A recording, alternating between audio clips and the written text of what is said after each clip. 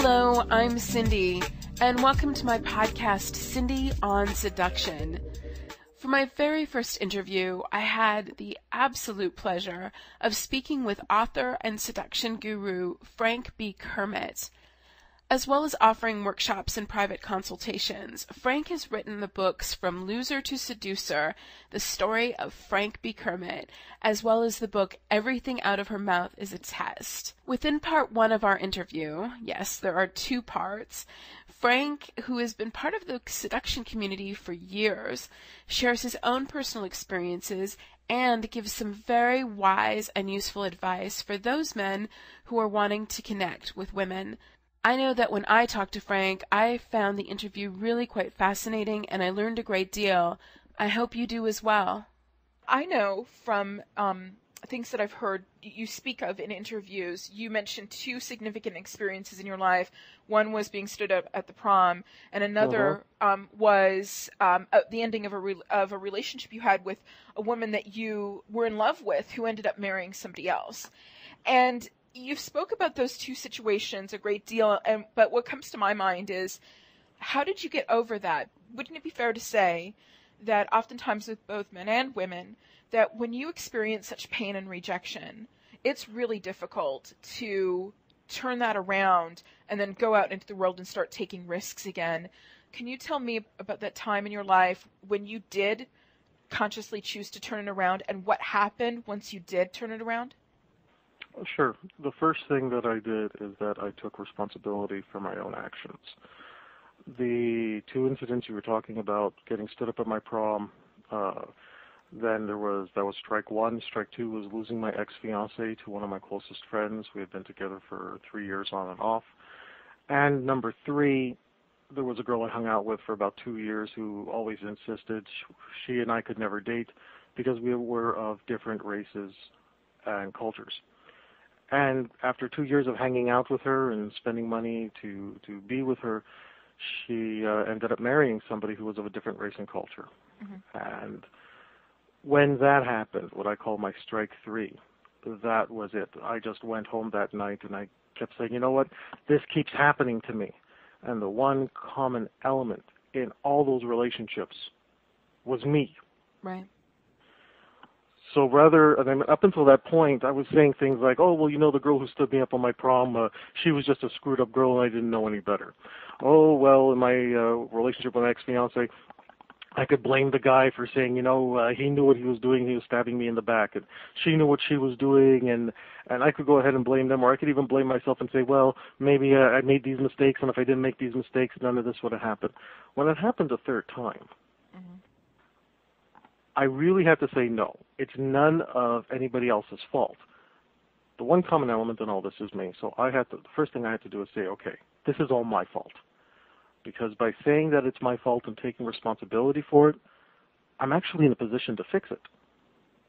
But before you go on though, did you have a moment in time, because I think a lot of people would have looked at the situation and thought, maybe turned it inward and said, maybe I'm not good looking enough. Maybe I just don't make enough money. Maybe I'm not smart enough. Oh, of course. But that was throughout the whole process. Okay. When this thing happened with the third girl, at that point, I had gotten a job in my industry. I was making enough money that, you know, when we were going out, I was paying for everything. This particular girl, without getting into too much detail, was not allowed to work in Canada at that time. So she wasn't making an income. So, I mean, I had the money. I had a car at the time. I had a pretty good life. I had other things going for me. Did I worry that I wasn't good looking enough? Of course. Going through something like that, everybody, men or women, are going to have doubts about themselves. But I've always been the type of person that I said, you know what, yeah, I know that I'm overweight, I know I'm not really great looking, but I still can find love. And it's a belief I had. What I could not find was someone who loved me as much as I may have loved them. So rather than turn it inwards on myself and say, well, this is just never going to happen to me, that was not acceptable to me. I had put it in my head that if this wasn't ever going to happen to me, I was going to kill myself. because I'm not going to live a life where you have to understand something. As egotistical as this may sound, I see myself as a good person. I see myself as trying to do good things in the world. I don't go around hurting people. I've made mistakes in my life, and in making mistakes, I've probably hurt a friend or two along the way, and I punish myself more for that than anybody else can. But the fact is that I believe that good people should and can find love. So to be hit with the reality that sometimes nice guys really do finish last was just unacceptable for me. So I said, if this is the case, what's the point of having a wall filled with awards and degrees and accolades and times I've appeared in the media, because I was in a certain career where that was on an ongoing basis. What's the point of that if I have no one to share it with?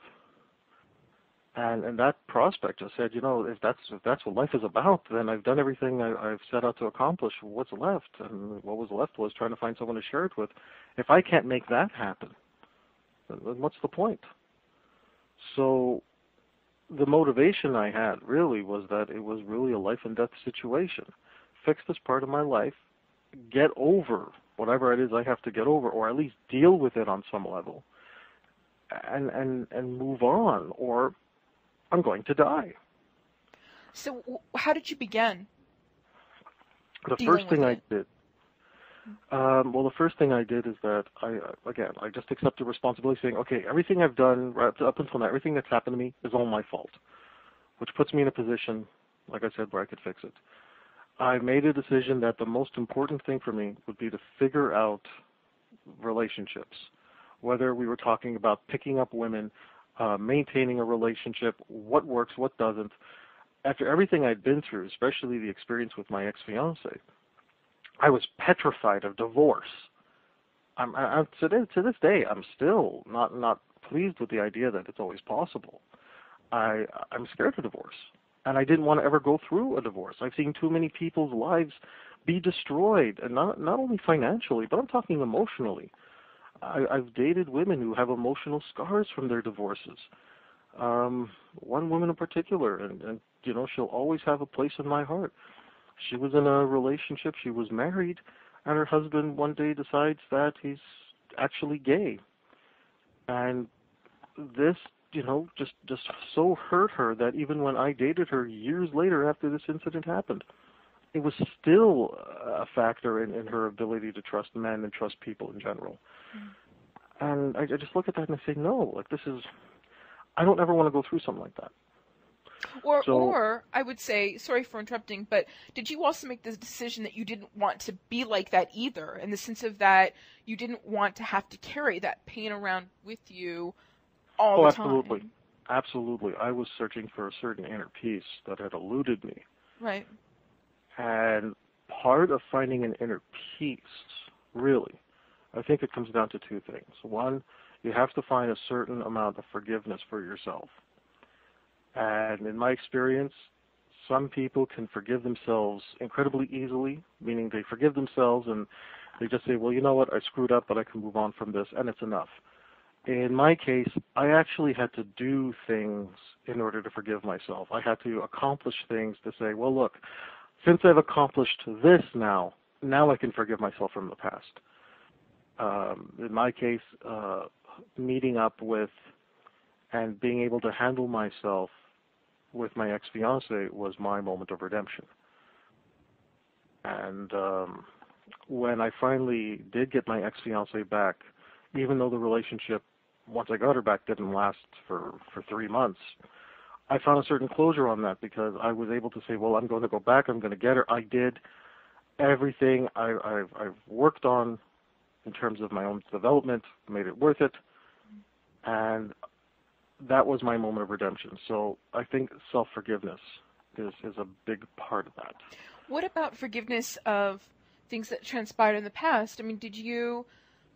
I guess my question is this. I would imagine for anybody that when we become adults, we're also bringing into adulthood and our intimate relationships is stuff things that have been said to us, malicious things that have been said to us, or done to us when we were, say, in junior high school or by let's say, abusive parents or, those sorts of things. Did you have to also deal with those as well and really Absolutely. almost like rebuild your self-esteem? Absolutely. Yeah. Absolutely. I came from a very, very strict household where there were certain things that, despite the fact that I was a man or a born male, I still had certain restrictions that lots of families reserve for their daughters. I couldn't go out after a certain hour. And I remember there were times when, let's say, I would go out and I still would come home on time. Let's say my father said be home by midnight. I'd come home at midnight and he would still be waiting up for me, and he would still have some nasty remarks for the fact that I went out to begin with at all. This led to experiencing panic attacks when I was an adult. So if I was out, even if I was at a friend's home, and this is, I'm looking way into the future here when I'm living on my own already. And here I am, I'm socializing at a friend's house on a nice little get-together, and, all of a sudden I start feeling a certain anxiety, and I check the time and I realize, it's, it must be 12:30 or 1 o'clock because the anxiety is starting to come in, and there was nothing in the area to trigger it other than the fact that I was out. So those are the types of things I had to deal with. Well, and do you find, before we go on with your story, do you find that when you're doing your seminars and that sort of thing, do you recognize the sort of things in the men that come to learn from you, that they're Absolutely. carrying around those things as well? Absolutely. And when I do see that in the men who come to my seminars, the first thing I do is I take a read on them, and I will usually speak to them as if they were a child in that moment. And that doesn't mean I go there and I baby them. It means that the way that you would speak seriously to a 5-year-old is going to be very different than the way you would speak seriously to a 25-year-old. So when somebody is maybe telling me about a lot of the pain that they've gone through or a particular issue that they're really struggling with, I'll actually talk to them as if they are a 5-year-old boy, and I'll say something, I want you to understand something. What happened here was not your fault. You can't control the actions of other people. And I will talk to them in this type of tonality, in this type of pacing, because I'm not dealing with an adult at that moment. Emotionally speaking, I'm dealing with a 5-year-old. I'm dealing with the kid who was hurt. So once you cater to the child within, then you can build the person up. Yeah. And so you did that with yourself first. I had to. It was a matter of coming to terms with the fact that you are not in control when you are a child as to what people will do to you. And you have to recognize that as a child you had no power to protect yourself, but as an adult you do. And to a certain extent you have to give up some of the things that you identify with as being a child. And this is very difficult for people because growing up and becoming an adult is a scary thing. All of a sudden you're responsible for a lot more than you ever were. The reality is you always were responsible for it. But when you have to emotionally acknowledge that you need to grow up, that's an incredibly scary thing for some people, especially if they have any form of abuse from the time they were children. Because all of a sudden, the very scared little child who's already been abused so much, a part of them has to die in this process. And a child who hasn't received the type of love and caring that they needed as a child, it's a much more difficult process for them to let go. Would it be fair to say that sometimes when guys have a hard time connecting with women, that it may not necessarily be because their quote-unquote game is off or because they're not doing the right things, that maybe it's because they're carrying around a lot of the stuff that does need to be dealt with? That's a very broad question, and I really want to give an accurate answer. Are there men who struggle with women because of what happened to them in childhood? Yes. However, because they're men, and this is where I'm very personally hardcore, despite all the bad things that happened to them when they were kids, they still have an obligation to figure this out, because they have an obligation to lead in the relationship. If you're not going to be able to lead in the relationship, you're not going to have a very healthy relationship. You won't be able to attract healthy women to you. So what I think is the reason why a lot of guys struggle in relationships is because on some level, they expect the woman that they're with to become their quote-unquote mothers. And that doesn't work. Women need to feel like this man's lover, not like this man's mother. Okay. I want to talk to you a lot more about leading in a relationship, but I wanted to finish up by allowing you to finish up telling about your story. So you did a lot of research. You put a lot of thought into self-awareness.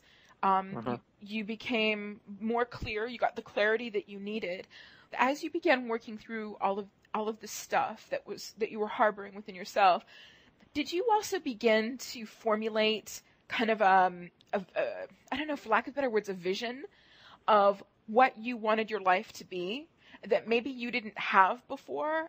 Maybe before you had these experiences and before you got to that turning point where you wanted to change your life, you were just kind of living your life and dealing with whatever situations would come to you, whereas then there came a moment where you were like, you know what?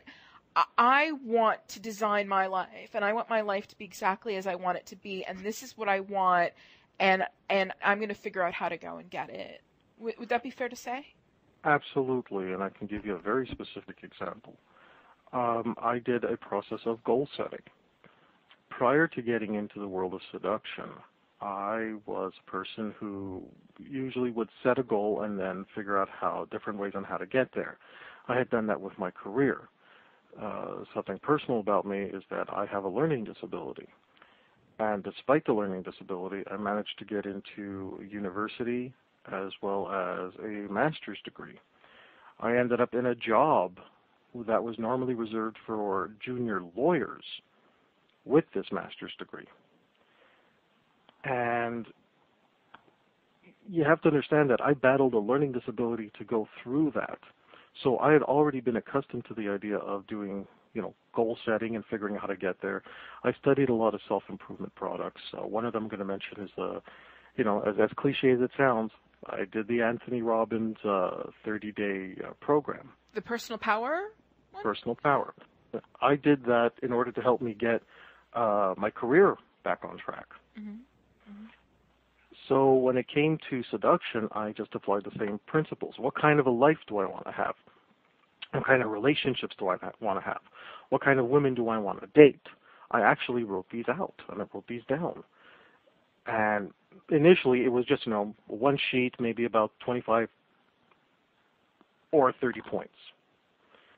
And, it just evolved from there. And a lot of those writing exercises that I did in that initial 2.5-year period ended up in my inner game book. I'm a man, that's my job. So if people want to actually learn about me and learn about my process, I actually give what a lot of my own answers were in that inner game book. The one thing that I was very clear about for myself right from the beginning is that I'm not a one-night stand type of guy. I'd rather be in a relationship than have a one-night stand. My attitude is if I'm going to put in the work to meet a woman, I'd rather it be a woman who enjoys herself enough that she's going to keep coming back. Not a woman who I'm with one night and then I'll never see again, or I may see her once in a while and she's like, hey, how's it going? Hey, but we had that one night, but it quote-unquote doesn't count. And I actually wanted to have not only relationships with women, but multiple relationships at the same time. I had tried monogamy. It didn't work for me. And I figured if I ever figure out how to make monogamy work, great. If I learn what the rules are and I can be happy in a monogamous relationship in the future, power to me. However, since I couldn't make that work, I wanted to try something different, which is why I learned about alternative relationship structures. So that was one of the first things I did. And just by writing it out, I also started realizing certain hypocrisies I have. And for those people listening out there, if I may address them directly, here's one of my personal aha moments. The elimination of your own hypocrisies is a major step to figuring out who you are and getting what you want. So when I wrote all this stuff down, I actually identified a number of hypocrisies that I had where I would say, well, this is what I want, but this is what I desire. And if what I want and what I desire are in conflict, I have to resolve that before I involve myself with anybody else. When you got to a point, again, where you got that clarity and you really got to a point where you really knew who you were and what it is that you desired, did you find that you were attracting a different sort of woman than you ever did before? Absolutely. I started having some of the best relationships in my life when I had gotten closure on my ex-fiancée, and I had finally put that to rest. And all of the other self-development work I had done, just figuring out who I am, what I'm about, what I really, really believe in. Not what I want people to think I believe in, but what do I really believe in? And sticking to that. The type of people that I would attract, because I was really putting my real self out there, were better people for me and incredibly great relationships. So not only on that level, but just in the type of friends I have, just in the type of people who will want to hang around me. And it changes your life, but that also means, and this is where a lot of people struggle with change work, the friends that you used to have, the people who used to love you and support you, may not factor into your new life. And you may have to cut some people out. Mm-hmm. And that's a form of pain that's related to the success of any change work. But having said that, in one of the interviews that I saw that you gave, you mentioned that a man should create a seduction persona in Yes. which he identifies his best qualities, identifies the qualities that can best connect with a woman. But if you have come to a place where you feel like you can be completely honest about who you are, explain to me then the need for a persona. The persona is a tool used to get you to that place. Okay. And when you reach that point where you are comfortable being who you are, you have embedded the elements that you've included into your seduction persona are now a part of you. Okay. Okay. But this is more than just fake it till you make it, right? Oh, I don't believe in fake it till you make it. Okay. I think that's one of the worst. I think that's one of the worst attitudes and techniques out there, personally. Okay. I'll explain to you the difference here. Okay, fake it till you make it means that you will say something that you actually don't believe in, in order to get what you want, or you'll take credit for something you didn't do. That's fake it till you make it. I look at that and say, you know what? Anybody can lie. You don't need to study self-improvement. You don't need to study seduction if you're going to go out there and lie. What's the point? Just go out, be a liar, and just go about your life. You're going to end up destroying anything you earn anyway. In developing a seduction persona, what I would do is that I would write down a list of behaviors. Frank exhibits these behaviors. Well, now what would Brother Kermit do, or what is something that I would like to learn to do, or learn to be able to do? Because my seduction persona was called Brother Kermit. I started as Frank. So a good example. Well, let's see. At about midnight or 12:30, every time I'm out at a social event, whether it be a bar, a club, a friend's house, or whatever, I'd start to feel, I should say Frank feels anxiety and feels panic attack. So what would Frank normally do? He would tuck himself away in a hidden corner, grab a book, try to lose himself, try to escape, and just try to wait out the panic attack and not let it bother him. Okay, well, what would Brother Kermit do in that instance? Well, Brother Kermit would grab a bottle of homemade wine that he had prepared ahead of time, go with a bunch of Dixie cups, and go around people asking them if they would like to try or sample a taste of homemade wine. This was a behavior I came up with, which is, in my mind, thinking, okay, This is a way for me to help people. This is a way for me to approach people without having to feel too much anxiety. I'm offering them some wine. They don't like it. That's okay.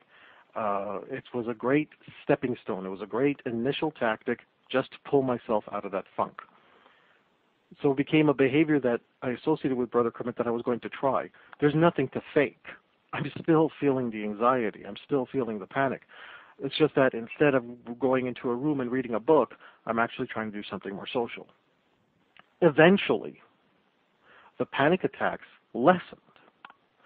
And the idea of, okay, well, at a certain hour, I'm going to do this, and I became known in my social circles for doing this, became part of who I was, because it was just a repeated behavior which eventually got a result that I liked, so I just incorporated it into who I was.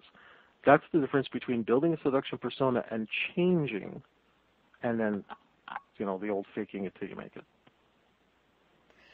Where did you get your inspiration for that? I would guess that if one is starting out, that they think back to, I don't know, say movie characters or characters in novels or that sort of thing.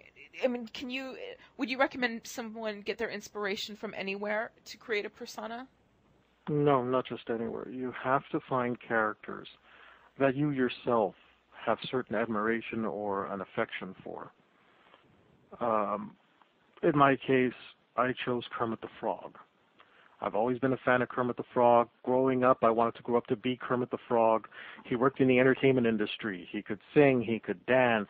He had the love of a woman. He ran and was the leader of this group of misfit, artists who all generally were good people who, were a little off. And I liked those qualities about him. When I would be inspired by other characters, if you're going to be inspired by a character who, let's say a fictional character who's actually evil, you have to actually be very careful with that, because what an evil character would do might exhibit behaviors that you yourself don't agree with. And a lot of guys who are trying to be tough out there will create personas of characters who are really evil or tough. But the fact is, these are still nice guys who are in conflict with the very things that their seduction personas are raging against. Mm-hmm. Mm-hmm. So I already know, just by talking to a guy, if I find out his seduction persona represents something that he himself is completely morally against, I already know that, 4 years down the road, he still won't have a girlfriend. Right. Can you also elaborate on those qualities that one needs to incorporate in their persona to connect with women? I think the first thing a person needs to do is to write down what behaviors they already exhibit and find out which ones have worked to turn women off. And this is an incredibly honest process, not a very easy one.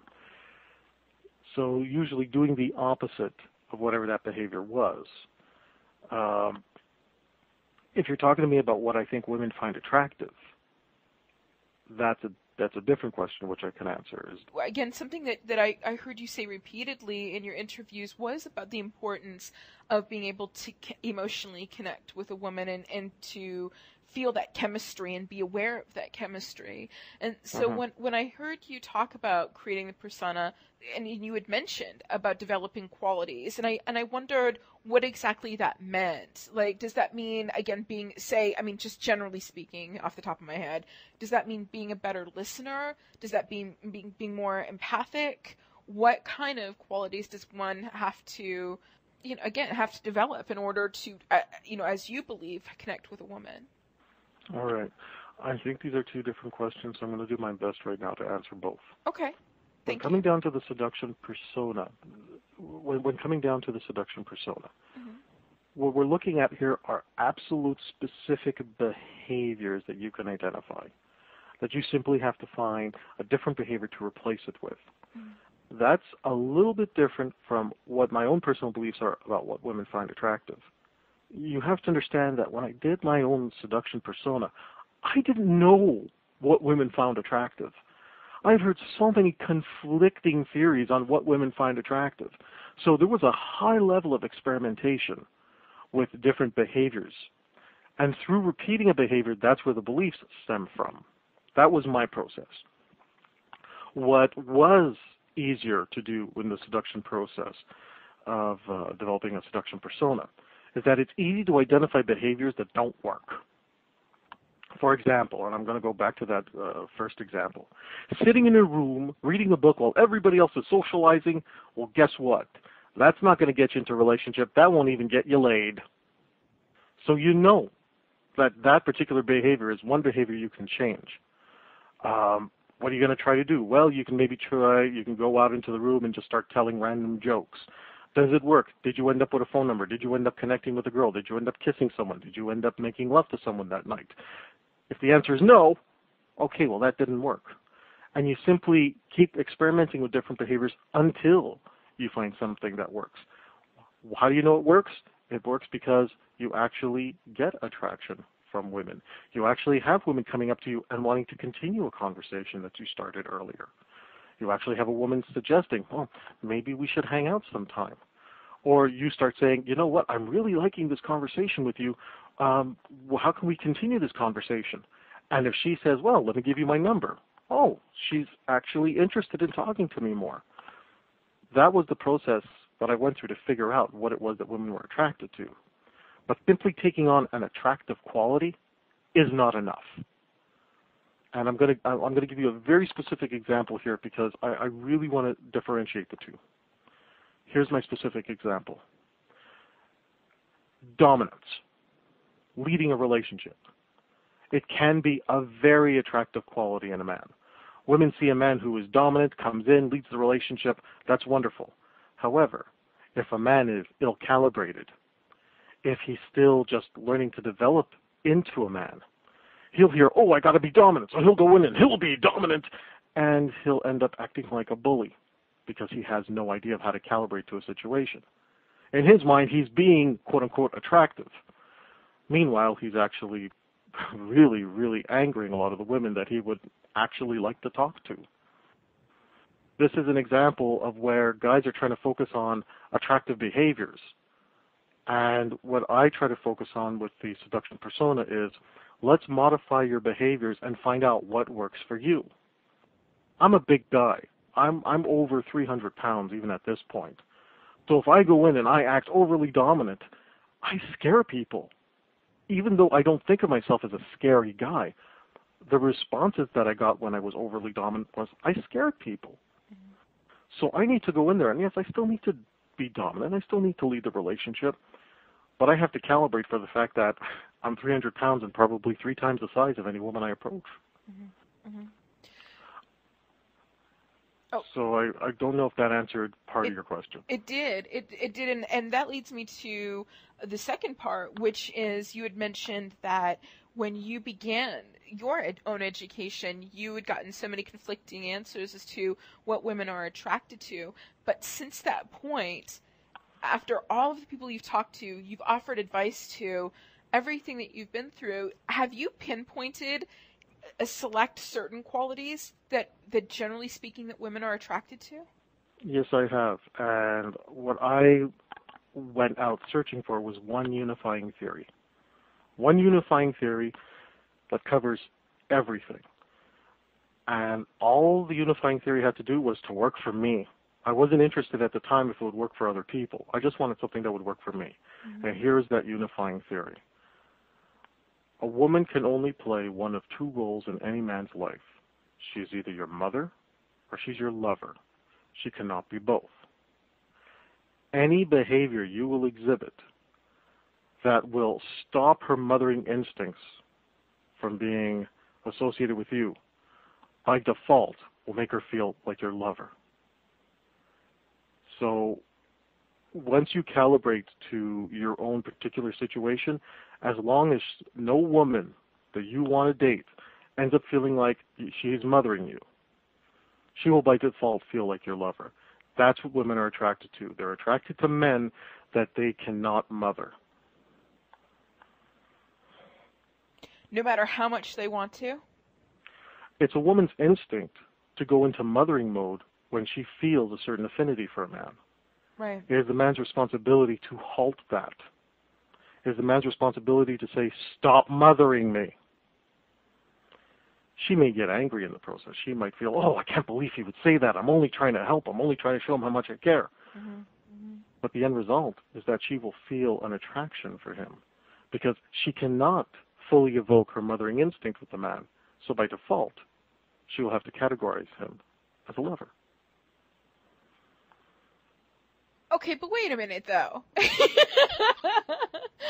Speaking as a woman, because there's mothering, because there's like a lot of kind of negative connotation to that. Like mothering equates to nitpicking, to being overly protective, to being nosy, that kind of thing. But what if a woman wants to do something maternal, like, I don't know, it's like something crazy, like say bake him cookies, bake some guy cookies or something like that? You know, there is a difference. Okay, I get this question, and I'm going to address this right away. Okay. There's 2 times when it's okay for a woman to mother a man, and only in 2 times. Anything out of these contexts, her own attraction for him will waver, and she won't even know why. But within these 2 contexts, the mothering element can actually bring a couple closer together. Here are those 2 contexts. Context number 1. One of the emotional needs of men is, can you mind the store? This is emotional need number 3 of men in my philosophy. The idea is that if I'm ill, if I'm down, if I'm passed out, if I'm in the hospital, can I trust you to mind the store? Can I rely on you not only to take care of our affairs and take care of our household, can I trust you to even take care of me when I'm really ill? It's one of the only times that a woman can really show that mothering instinct to a man and still maintain her attraction for him. Because at that point, the underlying theme there is that she's not doing it because she has to. She's doing it because she wants to, and that's part of what it means to be in a couple. He doesn't have the capacity at that point to do it for himself. So she's going to step in knowing that it's only going to be temporary. That's the first time mothering can happen. The second time mothering can happen, if she's doing it as a means to gain favor or as a means of rewarding something that he's already done. She feels good about it. She feels there's a sense of attraction and an additional closeness in the relationship. That comes under women's emotional need number 5, the fear of abandonment. That's usually because this was a story from a client of mine who was in this situation. He would wake up on, let's say, a Sunday morning, and that particular Sunday morning he had things to do in the garden, so he just went right out. He just spent the entire morning working in the garden, doing some form of construction work, and his wife saw this, and she decided that she was going to make him breakfast or, do something nice for him. Mm-hmm. The following Sunday, he didn't have any work to do. He woke up, decided he was just going to take the day to relax. And at one point, late in the morning, he turns to his wife and says, "Hey, how about breakfast?" I know where this is going. And what happened? Well, needless to say, she was not thrilled with the fact that he would just, he's sitting there lounging around and he's asking her for breakfast. She felt taken for granted. She was not at all happy. He couldn't figure out why. Because in his mind, he's thinking, as a man, well, she made me breakfast last week, so why wouldn't she make me breakfast this week? Right, right. So I went in there and I said, look, she made you breakfast the last time because you were busy doing something else. So she's looking to win favor with you. You went out and did something that she appreciated. She did this thing for you as a nice token to say, hey, I'm showing you that I appreciate you. Why? Because I'm letting you know I don't take you for granted because I don't want you to abandon me. Mm-hmm. Mm-hmm. When he is sitting there lounging around and then turning around and expecting her to do something, she ends up feeling like his mother. She's fighting against her own mothering instinct at that point. Why? Because she knows that if she starts making him breakfast like that, she herself will lose attraction for him. She's out to save the relationship. Right. So she gets angry with him and says, like, what the hell, are you taking me for granted? Right. Meanwhile, he's completely oblivious. Okay. It can't be that oblivious. I mean, come on. Yes. Men Really? are that oblivious because we are not emotional. We're not emotional thinkers. Okay. Listen, I'm saying this as a man. I was this oblivious about 10 years ago, or I should say 15 years ago. I didn't have an understanding of an emotional reality. I didn't have an understanding then of emotional needs. Now I can look at it and say, well, of course she's going to be angry. He could have done it himself. He chose not to. He was like a little boy who says, Mommy, make me breakfast. And the rage in her kicked in, and lucky for him it did, because she was trying to save her relationship by saying, no, I don't want to act like your mother. So when I explained that to him, the light bulb went off, and that was the end of the story. He got it. He understood, if it's something that I can do myself, I should do it myself. Why? Because it stops her mothering instinct from kicking into that relationship, so it maintains the attraction. This is why it is so easy for a married woman to desire an affair, because at some point in every long-term relationship, somewhere along the lines, she starts to feel like she's mothering her husband. And as much as she may still adore her husband, the attraction isn't there because she's starting to have motherly feelings towards him. A man is oblivious. And, okay, remember I always said a woman can only play one of two roles in a man's life, mother versus lover? All right, here's my theory from the male perspective. A man will categorize a woman in one of two ways. She's either his ally or she is his enemy. If she gets classified as an enemy, he runs, he dumps her, he doesn't want to have anything to do with her. If he categorizes her as an ally, a man does not make the distinction between a mother and a lover because both the mother and the lover play an ally role in his life. That's why when a woman starts mothering him, he doesn't necessarily have the instinct to say, stop mothering me. When I went, part of my process is that I went 5 years with no sex and no affection to having 5 girlfriends at the same time. During the time that I had the 5 girlfriends at the same time, these women would try to do things for me, and I would put my foot down and say no. One woman said, I'd be more than happy to do your laundry. Never asked her. This is something that came out of the blue. And I said, no, you're not my mother. When you're with me, we're here to have fun. You're not here to do my laundry. Another girl woke up early one morning and she did my dishes and swept out the kitchen. Now, at the time, because I didn't have an understanding of the emotional needs like I do now, I looked at it as, she's trying to get control over me and I can't let her be in control because I have to be dominant. Now I can look at it as, she was letting her mothering instinct step in. And when I went in there and I said, stop, don't do that, you're not my mother. Mm-hmm. Yeah, she got angry, but she got even more turned on. She got even more attracted to me. So I was still doing the right behavior, just from the wrong understanding of the motivation. Well, that then is a good segue into, I want to ask a series of questions about something that you had said earlier, which is that it's a man's job to lead in the relationship. But the first thing that comes to mind, and this is a bit of a selfish question, being a woman, there's a book that has been recommended to me like a million times called Why Men Love Bitches. And with the premise being that the woman shouldn't be the mother, should be kind of hard-edged. And when I think of that book, and I think of something that I heard you say, again in an interview, in that men used to understand how to lead in a relationship, but then feminism happened. And so now you have these women who almost are totally opposed to a man leading in a relationship. So you have the woman who seems to want to lead in a relationship and is being taught that if you don't want to be a doormat, if you want to get the guy, if you don't want to end up being hurt, you have to be the leader in a relationship.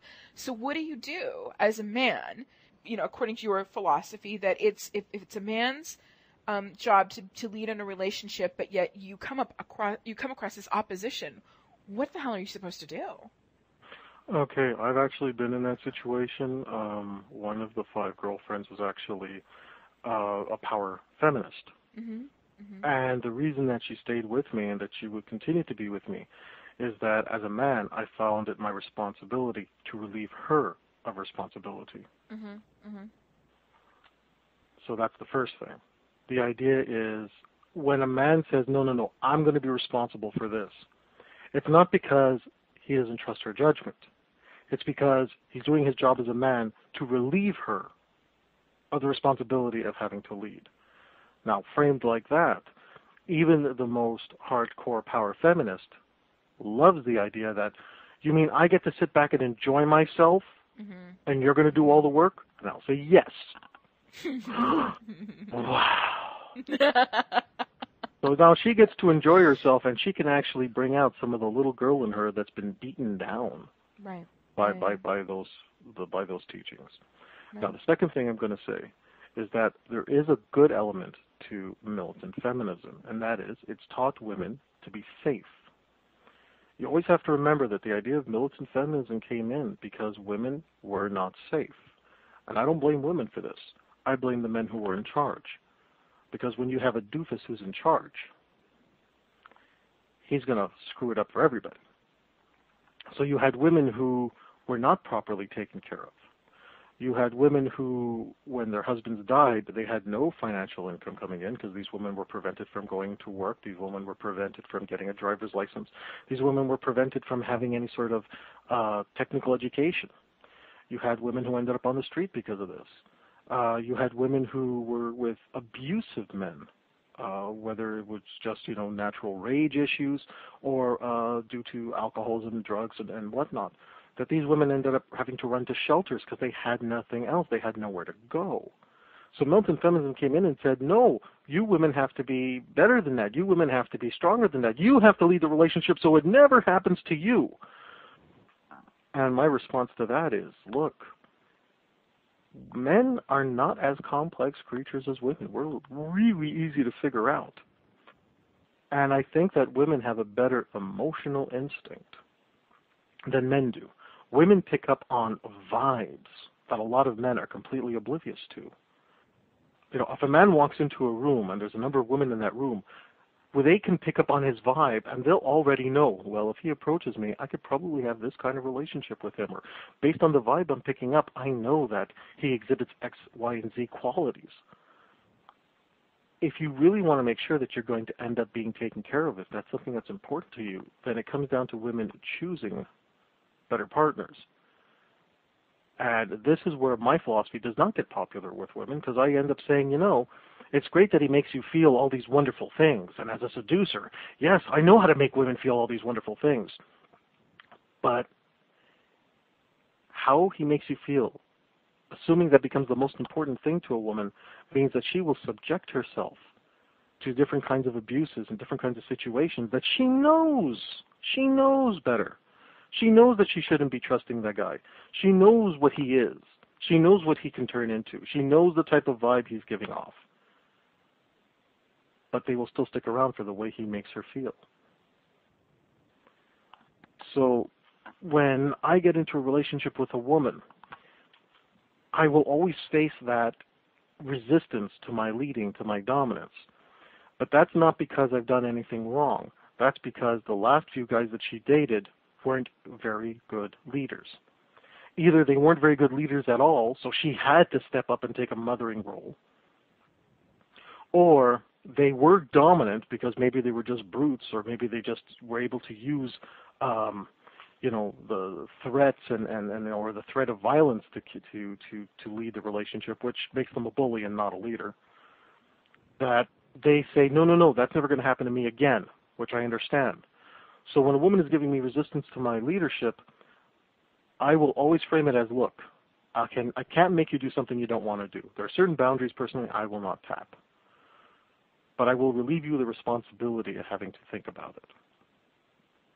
So even if something as simple as, honey, what do you want to do tonight? I don't turn around and say, I don't know, what do you want to do? I will turn around and say, you know what, tonight, this is what I want to do.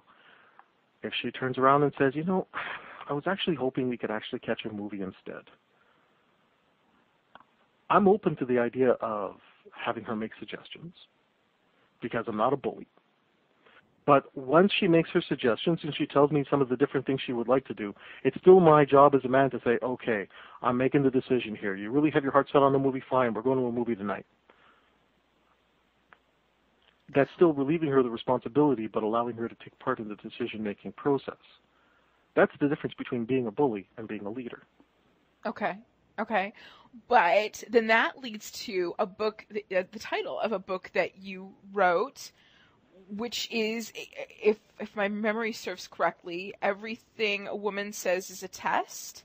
Yeah, Everything Out of Her Mouth is a Test, Everything. A Man's Guide to the Emotional Needs of Women. Is that title literal? The reason why I ask is because when I think of that scenario, so a woman says, what do you want to do tonight? It's a test. It's a test? It's a test. And the reason I structure it that way, remember who that book is written for. It's written for men. Right. The oblivious men. The men who don't get what it is a woman is trying to emotionally communicate when she speaks. Okay. Okay. How do I train these men? I train them to just take the assumption that everything that she says is a test. And she's testing for one of 10 emotional needs at any given time. Mm-hmm. Now, between you and me, between me and the world, is everything a woman says a test? Of course not. Mm-hmm. If a woman says, honey, what's the weather like outside? Guess what? She's probably just asking, honey, what's the weather like outside? Okay. Okay? Okay. I get that. And I teach that. But when you're dealing with a man who is oblivious to women's emotional communications, he needs a default reprogramming. Mm-hmm. Mm-hmm. So by assuming that everything out of her mouth is a test, he's always thinking in terms of, so what's the emotional communication behind her words? Mm. Since it puts him into that, what I like to call a default programming, if she's not testing him, he'll still do the right thing. And if she is testing him, he'll understand what she has to say. He'll really be listening in to what the emotional communication is, which is what he's supposed to be addressing. It seems like a really harsh and a really, antagonistic view that everything she says is a test. It's not. It is a frame of mind. It is just a frame of reference. It's not so much to me that it seems antagonistic. What comes to my mind is that it would just be completely and utterly exhausting. And the question I have, the one question I will ask about the relationship that you're in, is that now, after all of these years, after everything that you've learned and how far you've come in your own personal life, is your relationship, I don't want to use the word effortless, but does it flow? Is the communication between the two of you solid enough that you guys can focus on enjoying each other without there being this psychological kind of back and forth as there is in many relationships?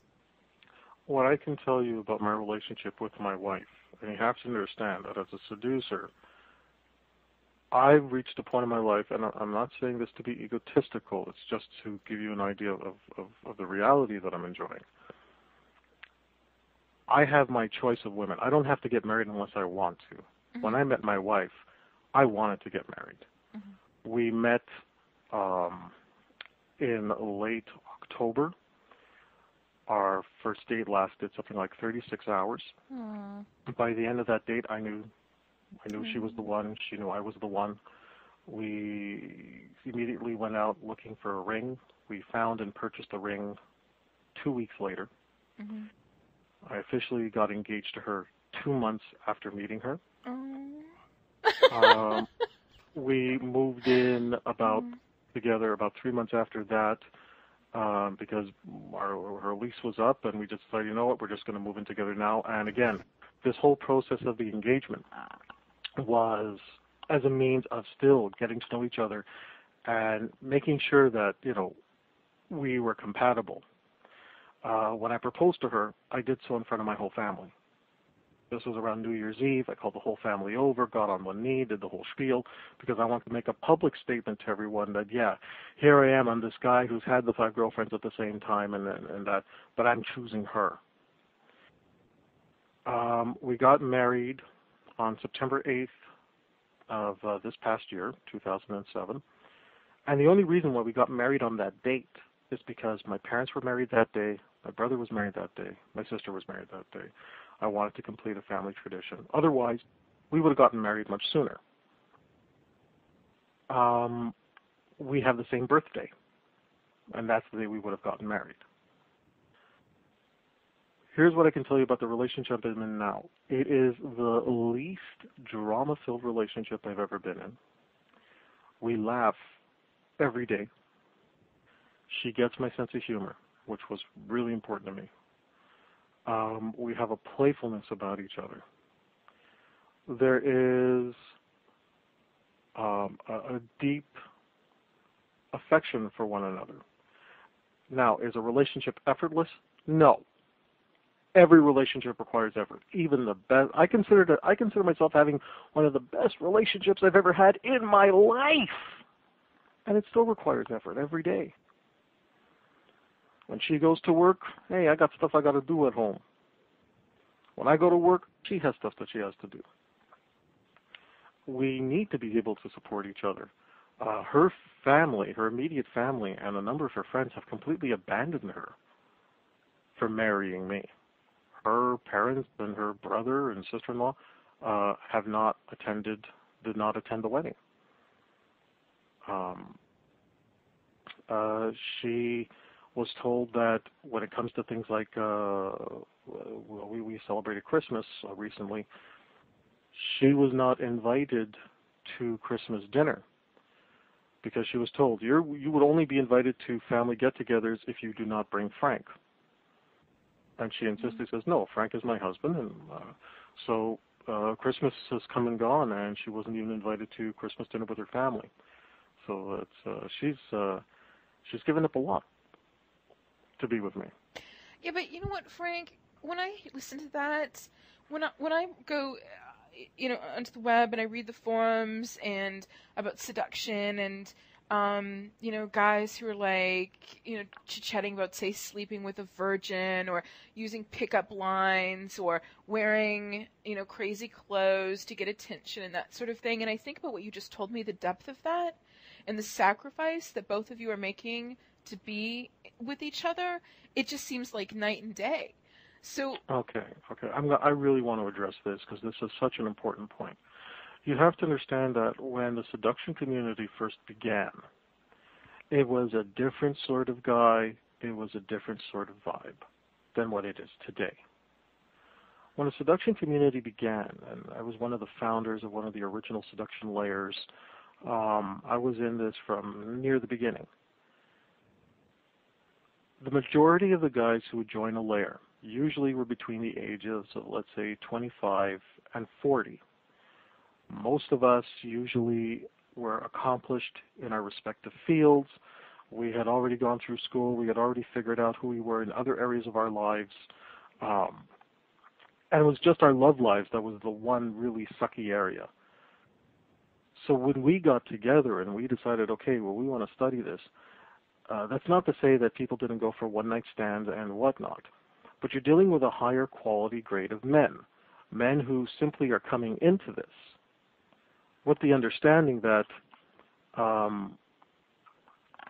their only major focus is, okay, I got to fix my love life because the rest of my life is pretty well okay. Once Neil Strauss came out with his book, The Game, all of a sudden what was an underground self-development regime where we simply didn't tolerate low-quality people. We didn't have a need for them. We didn't tolerate them. If somebody came in and started saying things like, well, yeah, I got this girl really hooked and she has a lot of money now. How can I make a living off her without having to go to work? We would hear stuff like this and it's like, get the hell out of here. We would just throw them out. After Neil Strauss's book, The Game, came out, everything that was originally underground all of a sudden surfaced. So you had guys reading the book about, how to become a pickup artist. This is so cool. You had layers all of a sudden get flooded with, instead of one new member every 3 weeks, you had like 6 new members every week. The average age went down to as low as 13 at times. You'd have a 13-year-old kid who's read The Game, and yes, he wants to be a pickup artist. This 13-year-old kid hasn't even figured out what he wants to do with the rest of his life. He's still trying to figure out who he is. He's a teenager. He's a baby. Meanwhile, he's trying to figure out how to be a pickup artist when, you know what, in about 5 or 6 years, if he had continued on without it, he could have become a natural with women without needing any of this stuff. the seduction community of today has robbed women, has robbed the world of its men who are naturally gifted with seducing women. You had a lot of guys who come in and say, okay, this is it, this is the way we're supposed to be. And it's not.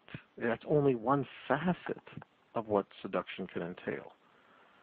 There are men out there that I've counseled who are ultra-Christian, and they're virgins, and they want to remain virgins till they get married, but they just want to have great relationships with the women that they're in love with without having to have sex yet.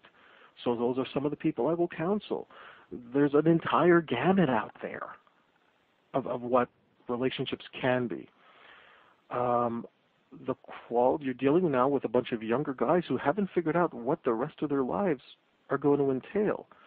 You're dealing with impulsive youth, with the idea of, wow, I'm going to go out, I'm going to do this, and there's no consequences. And, well, that's what you're dealing with now. So when you're reading those forums, always remember that what the seduction community started out as, I'm saying this as a guy who helped found it, I'm saying this as a guy who's been there from the beginning, and what it's turned into is very different. And I can respect the new wave of seducers out there. I can respect the new wave of pickup artists because, you know what, it still takes work to do what they do. But up here in Toronto, I run my own seduction layer, and I run it like a traditional layer. And when somebody writes in and says, hey, you know what, I was able to get this girl to make out with me because I told her X, Y, and Z, and X, Y, and Z happens to be a lie, I'll just write in and say, you don't need to be a member here. Anybody can go out and lie. It takes a seducer to be honest with women and still find love and affection. Having said what you just did, when you do seminars, when you do consulting or counseling with men, do they come to you kind of confused about what, because they're getting all of this mismatch of information?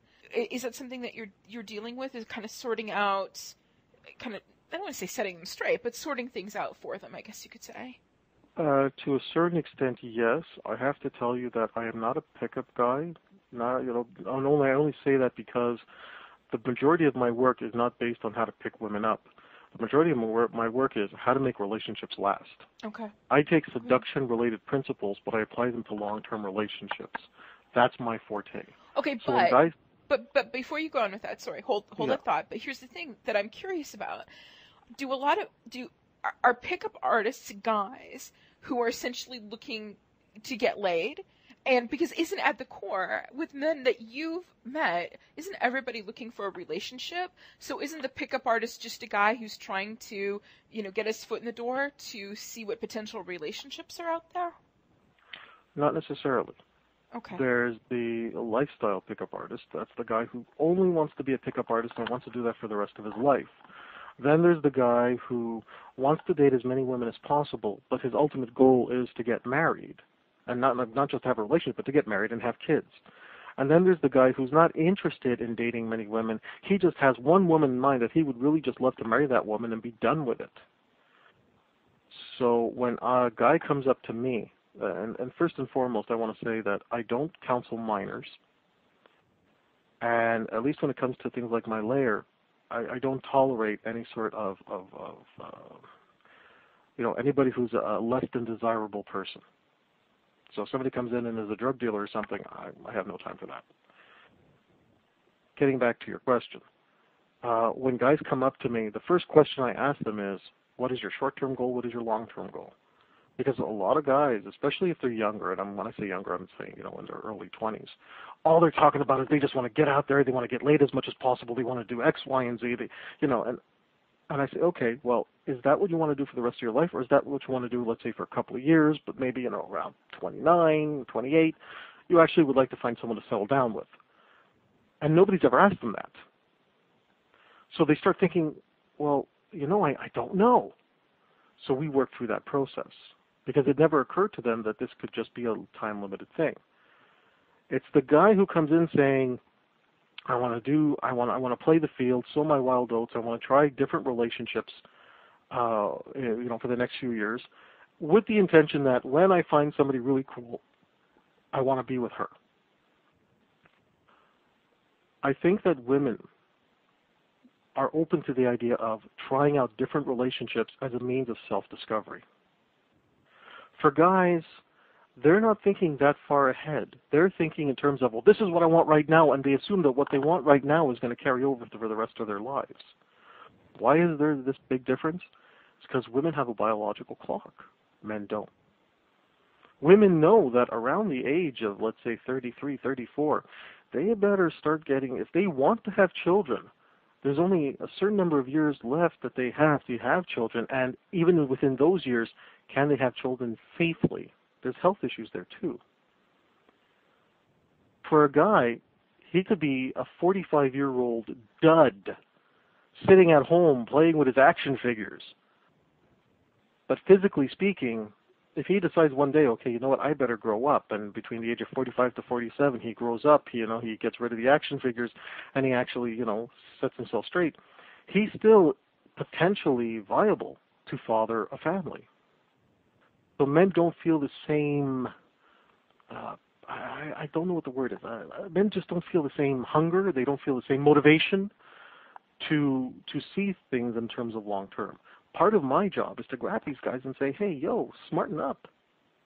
What do you want long term? If you can't even answer that, it doesn't matter what it is you're learning right now, because what you're learning right now may not even factor into what you want long term. My fear for a lot of the guys getting into this, especially those who are being seduced by the whole pickup artist lifestyle, I don't think they realize that life as a 45-year-old pickup artist, it's not a bad life, but it's a life of constant recruitment. And when you're sick and when you're in the hospital and when members of your own family start to pass away and you don't have that family support system there, it starts to affect you. When my own father died, I remember standing by his bedside and watching him die, and the thing that crossed my mind was, my father's never going to see me get married. My father's never going to meet my kids. My grandkids will never know their grandfather. You know what I mean? And at the time, I was dating more than one woman. But when I asked each of them to come to the hospital to be with me, even trying to get one of those girls to come and meet my father, just so that my father can say, oh my God, like he actually is dating all these women. Something I'm going to share with you very quickly. During the 5 years that I was not having sex and I was just learning to develop myself, my father told my mother that he thought I might be gay. That he thought that I might be gay because I was never bringing a girl home. Now, after this whole period, here I am. I got 5 girlfriends at the same time, and I got this thing going on, and I had a poly date where I bring 2 girlfriends together for the same dinner date on Valentine's Day, and wow, I'm having all these wonderful experiences that I'm writing about. But I couldn't get not one of these women to come to the hospital just so my father could see, hey, I'm actually dating women, Pa. And I don't get that back. The universe gave me a lot. It gave me a lot of opportunity, but the universe also takes, and that's one thing the universe took. And that was actually one of the questions I asked my wife when we were dating on that first date. I said, if you had somebody who you were sleeping with, and you were friends, you were sex friends, but you weren't in a relationship, and one of their parents was in the hospital, and they said, hey, can you come over and spend some time with me? Can you support me? Can you come in and say hi to my, parent and whatnot? My girlfriend said, well, of course I'd be there. Just because we have a sex-only relationship doesn't mean we're not friends. And as soon as she said that, I said, wife material. So this is the stuff that I teach men. I teach them to start thinking long term. I teach them, part of my inner game workshops and part of my inner game seminars is I give a homework assignment that these men have to go out to a cemetery. And their goal is to find all the graves of people that they've already outlived. And it puts them in a perspective that, oh my God, like when they start seeing how many people have died that are younger than them, or how many people have died at their age or maybe within 5 years, it makes them face their own mortality. And that gets them to start thinking in terms of the motivation of, hey, wherever it is you want to end up in this world of seduction, you better get there fast. Women have a biological clock that they are reminded of every month. Mm-hmm. And it's a painful reminder from what women tell me. Yes, it is. Yeah. So women are reminded of their own mortality every single month. Every month there's that knock on the door that says, hey, if you haven't had kids, you better soon because you're getting older and you're going to die. And if you don't have kids, well, you're missed out. Guys don't have that. And part of what I try to do is to give them that little tap and say, time to grow up. Where can people find you on the web? The best place where people can find me and they can get a glimpse of my philosophies, reviews of my books, reviews of products by other people that I have studied. Best thing to do, just visit my website. It connects you to everything. My website is www.franktalks.com. franktalks.com. Perfect. Thank you so much, Frank. My pleasure, Cindy.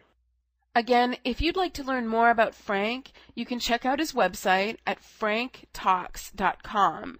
Also, if you'd like to hear part 2 of my interview with Frank B Kermit, check out SindyOnSeduction.com. That's Cindy spelled with an S, S-I-N-D-Y, onseduction.com. It should be posted probably next week, I would say. And if you have any comments or questions, email me at cindyflirt@gmail.com. Thank you so much for listening.